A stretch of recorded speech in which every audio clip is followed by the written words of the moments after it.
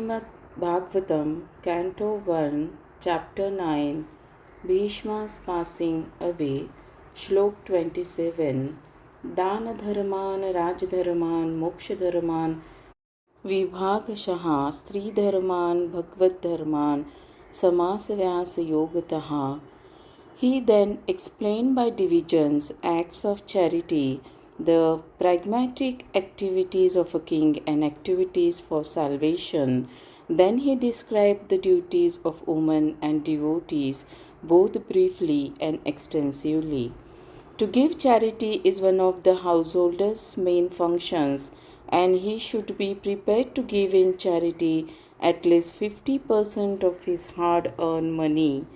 The brahmachari or student should perform sacrifices, a householder should give charity, and a person in the retired life or in the renowned order should practice penances and austerities.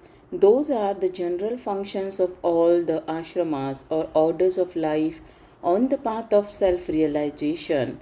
In the brahmachari life, the training is sufficiently imparted to understand that the world as property belongs to the Supreme Lord, the personality of Godhead.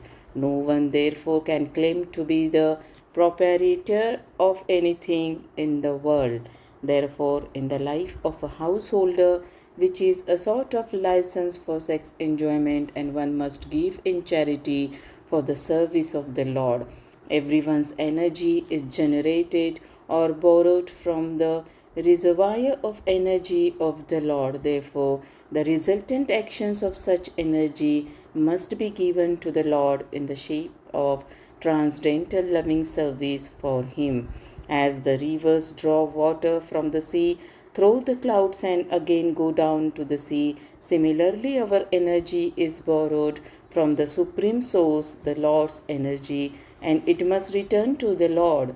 That is the perfection of our energy. The Lord, therefore, in the Bhagavad Gita says that whatever we do, whatever we undergo as penance, whatever we sacrifice, whatever we eat, or whatever we give in charity, must be offered to Him, the Lord.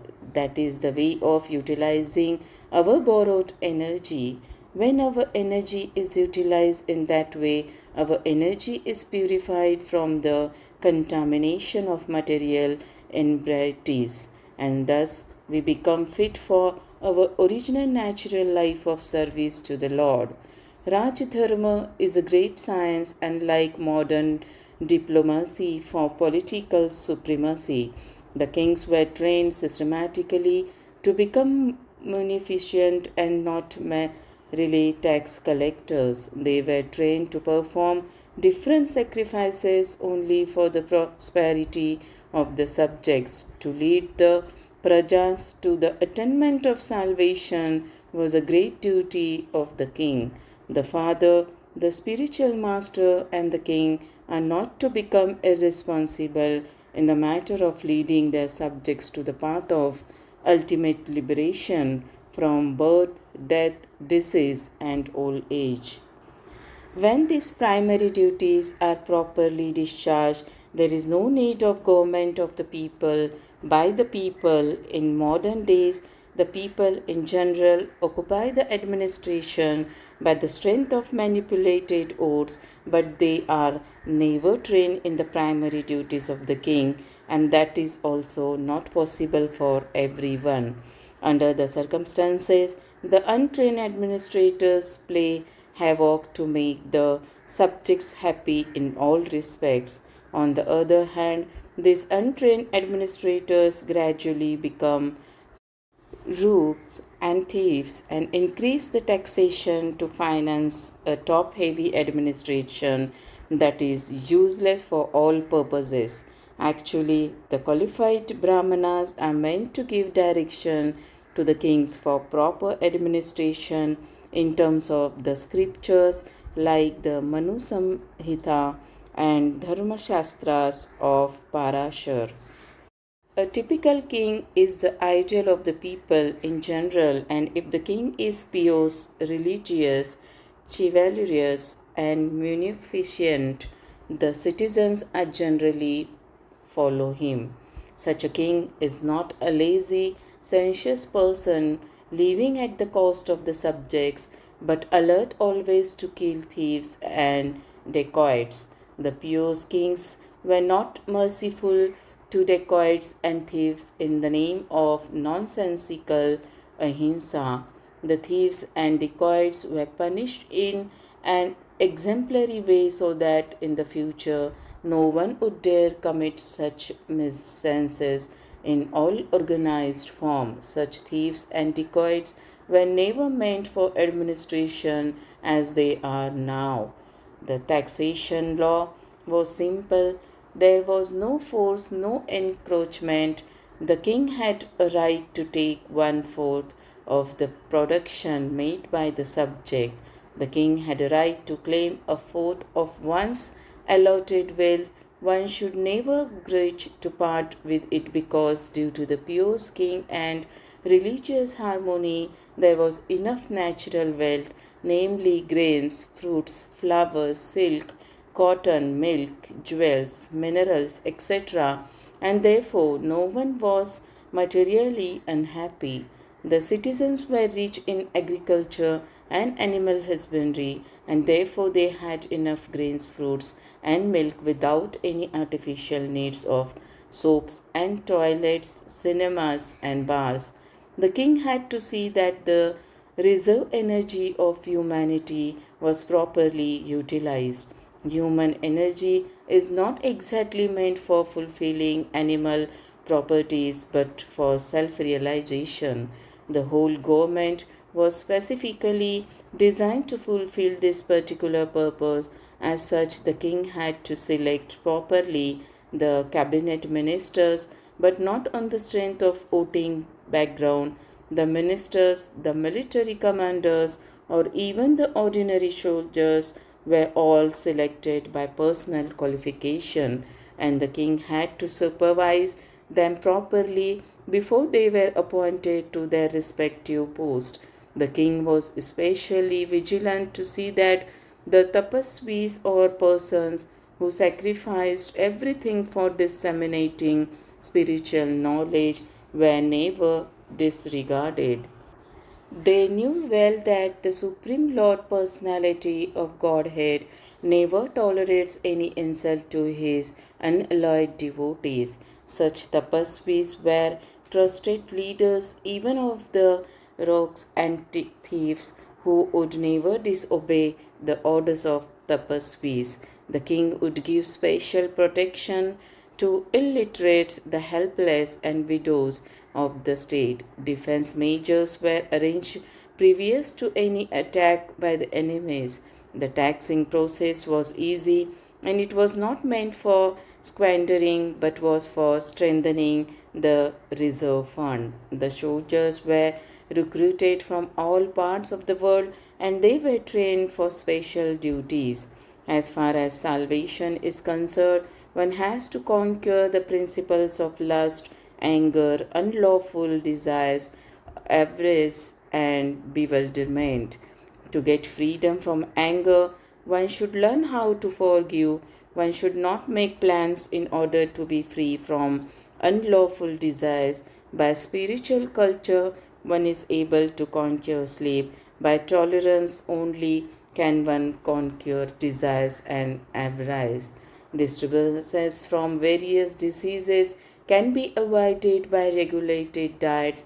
By self control, one can be free from false hopes, and money can be saved by avoiding undesirable association. By practice of yogas, one can control hunger, and worldliness can be avoided by culturing the knowledge of impermanences. Dizziness can be conquered by rising up, and false agreements can be conquered by factual ascertainment. Talkativeness can be avoided by gravity and silence, and by prowess one can avoid fearfulness. Perfect knowledge can be obtained by self cultivation. One must be freed from lust, avarice, anger, dreaming, etc., to attain actually the path of salvation. As far as the women class are concerned, they are accepted as a power of inspiration for man. As such, women are more powerful than men. Mighty Julius Caesar was controlled by a Cleopatra. Such powerful women are controlled by shyness. Therefore, shyness is important for women. Once this control value is loosened, women can create havoc in society by adultering. Adultering means production of unwanted children known as Varnasankara who disturb the world. The last item was taught by Bhishma Deva. This is the process of pleasing the Lord.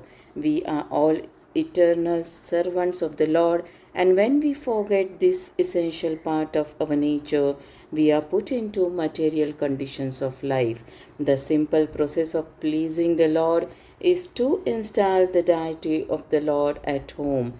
By concentrating on the deity, one may progressively go on with the daily routine work, worshipping the deity at home, serving the devotee, hearing the Srimad Bhagavatam, reciting in a holy place, and chanting the holy name of the Lord are all inexpensive items by which one can please the Lord.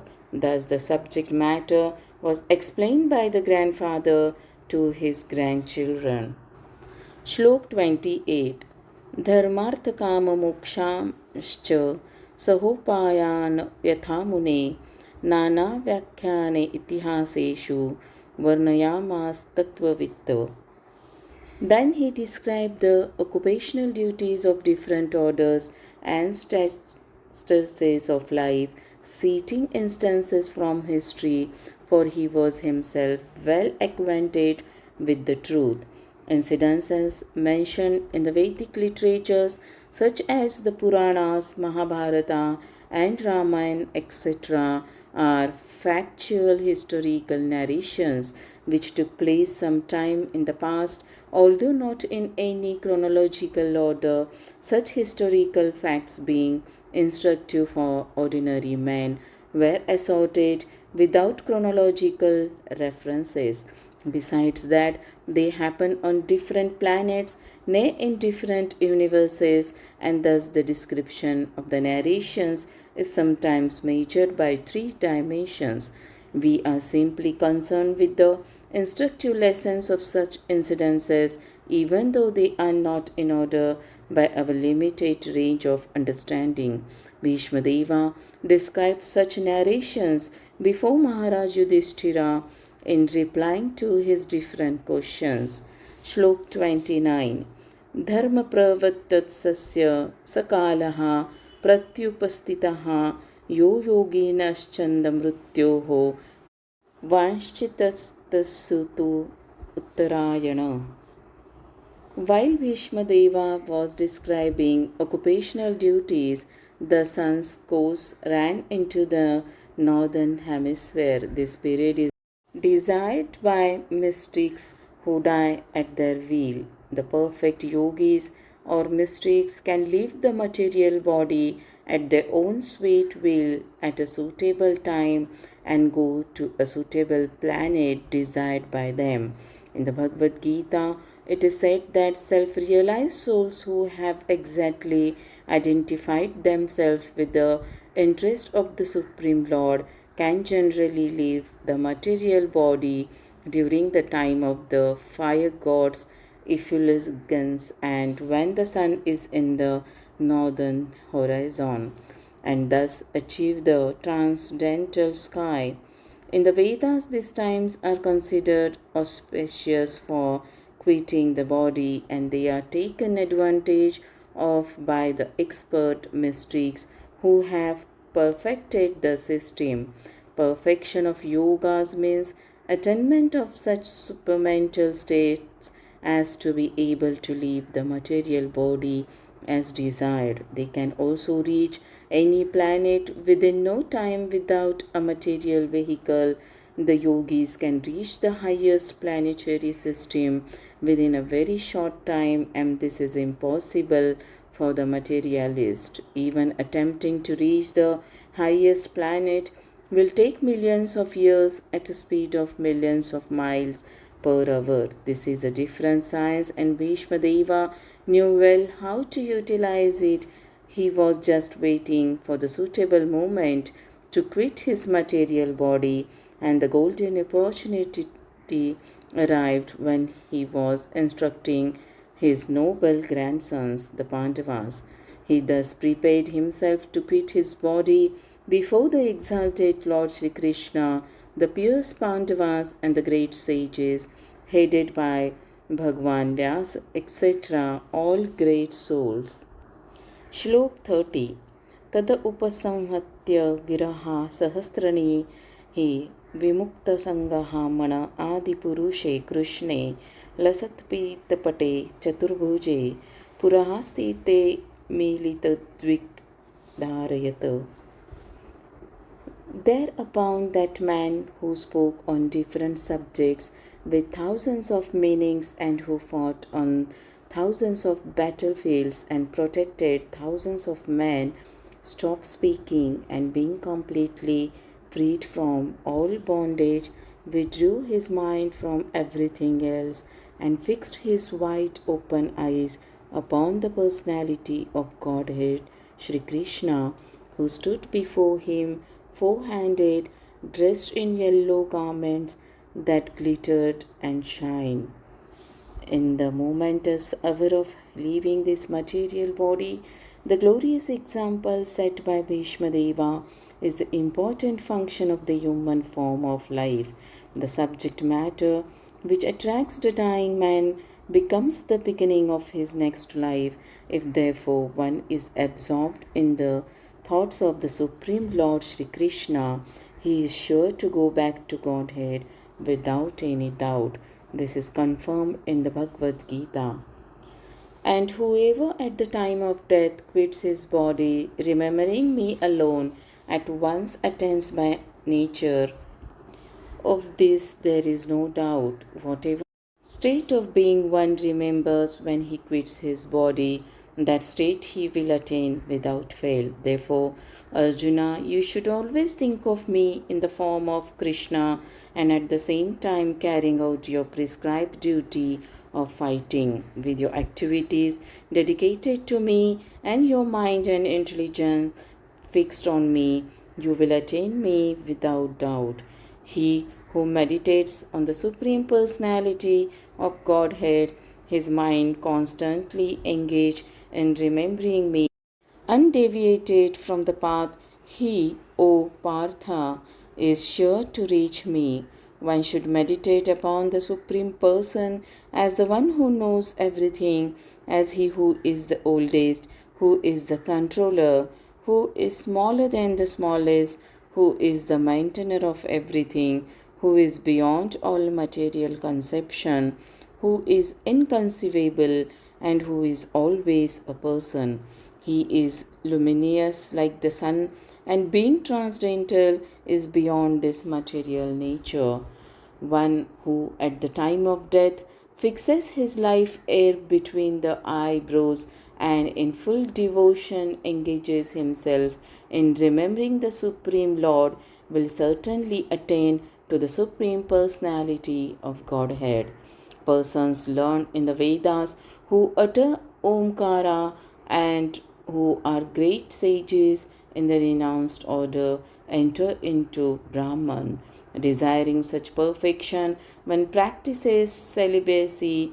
I shall now explain to you this process by which one may attain salvation.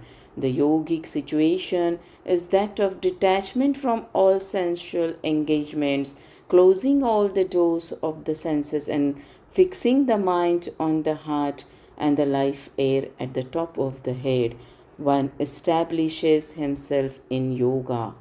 After being situated in this yoga practice and vibrating the sacred syllable Om, the supreme combination of letters, if one thinks of the Supreme Personality of Godhead and quits his body, he will certainly reach the spiritual planets. For one who remembers me, without deviation, I am easy to obtain, O son of Partha, because of his constant engagement in devotional service. After attaining me, the great souls who are yogis in devotion never return to this temporary world, which is full of miseries, because they have attained the highest perfection. Sri Deva attained the perfection of quitting his body at will and was fortunate enough to have Lord Krishna, the object of his attention, personally present at the time of death. He therefore fixed his open eyes upon him. He wanted to see Sri Krishna for a long time out of his spontaneous love for him, because he was a pure devotee. He had very little to do with the detailed performance of yogic principles. Simple bhakti yoga is enough to bring about perfection. Therefore, the ardent desire of Bhishmadeva was to see the person of Lord Krishna, the most lovable object, and by the grace of the Lord, Sri Bhishmadeva had this opportunity at the last stage of his breathing. श्लोक 31 विशुद्धया धारणया हताशुस्तदीक्षएवाशु गतायुधश्रमः निवृत्तसर्वेन्द्रियवृत्तिविभ्रमस्तुष्टावजनन्यं विसर्जनजनार्दनम्. By pure meditation, looking at Lord Shri Krishna, he at once was freed from all material inauspiciousness and was relieved of all bodily pains caused by the arrow wounds. Thus, all the external activities of his senses were at once stopped, and he prayed transcendently to the controller of all living beings while quitting his material body. The material body is a gift of the material energy, technically called illusion. Identification with the material body is due to forgetfulness of our eternal relationship with the Lord. For a pure devotee of the Lord like Bhishmadeva, this illusion was at once removed as soon as the Lord arrived. Lord Krishna is like the sun, and the illusory external material energy is like darkness. In the presence of the sun, there is no possibility of darkness standing. Therefore, just on the arrival of Lord Krishna, all material contamination was completely removed, and Bhishmadeva was thus able to be transcendentally situated by stopping the activities of the impure senses in collaboration with matter. The soul is originally pure, and so also the senses. By material contamination, the senses assume the role of imperfection and impurity. By revival of contact with the Supreme Pure Lord Krishna, the senses again become freed from material contaminations. Bhishmadeva attained all these transcendental conditions prior to his leaving the material body because of the presence of the Lord. The Lord is the controller and benefactor of all living beings. That is the verdict of all Vedas. He is the supreme eternity and living entity amongst all the eternal living beings, and He alone provides all necessities for all kinds of living beings. Thus, He provided all facilities to fulfill the transcendental desires of His great devotee, Sri Bhishmadeva, and thus the latter began to pray as follows. Shlok 32 Shri Bhishma Uvacha Iti Mati Rupakalpita Vitrushna Bhagavati Satvat Pung Pe Vibhumni Swasukham Upagate Kaschidvihantu Prakurtim Upeyushi Yat Bhava Pravaha. Bhishmadeva said, "Let me now invest my thinking, feeling, and willing, which were so long engaged in different subjects and occupational duties unto the all powerful Lord Sri Krishna. He is always self satisfied, but sometimes being the leader of the devotees, he enjoys transcendental pleasure by descending on the material world, although from him only the material world is created. Because Bhishma Deva was a statesman, the head of the Kuru dynasty, a great general and a leader of Kshatriyas, his mind was strewn over so many subjects, and his thinking, feeling, and willing were engaged in different matters. Now, in order to achieve pure devotional service, he wants to invest all powers of thinking, feeling, and willing entirely in the Supreme Being Lord Krishna. He is described herein as the leader of the devotees and all powerful. Although Lord Krishna is the original personality of Godhead, he himself descends on earth to bestow upon his pure devotees the boon of devotional service. He descends sometimes as Lord Krishna, as he is, and sometimes as Lord Chaitanya. Both are leaders of the pure devotees. Pure devotees of the Lord have no desire other than the service of the Lord, and therefore they are called Sattvatva. The Lord is the chief among such Sattvatas. Bhishma Deva therefore has no other desires unless one is purified from all sorts of material desires. The Lord does not become one's leader. Desires cannot be wept out, but they have only to be purified. It is confirmed in the Bhagavat Gita by the Lord Himself that He gives His instruction from within the heart of a pure devotee who is constantly engaged in the service of the Lord. Such instruction is given not for any material purpose, but only for going back home, back to Godhead. For the ordinary man who wants to lord it over material nature, the Lord only sanctions and becomes a witness of activities, but He never gives the non devotee instructions for going back to Godhead. That is the difference in dealings by the Lord to different living beings, both the devotee and the non devotee. He is leader of all the living beings, as the king of the state rules both the prisoners and the free citizens.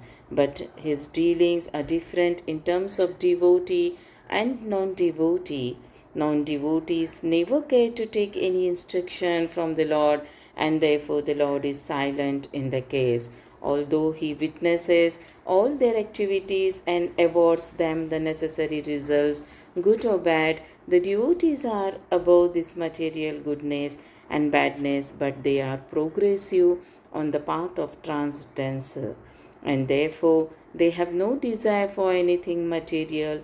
The devotee also knows Sri Krishna as the original Narayana, because Lord Sri Krishna, by his plenary portion, appears as the Karanodakshai Vishnu, the original source of all material creation.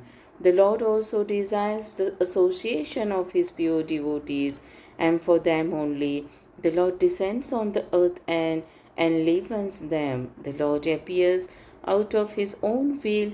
He is not forced by the conditions of material nature. He is therefore described here as the Vibhu or the Almighty, for He is never conditioned by the laws of material nature.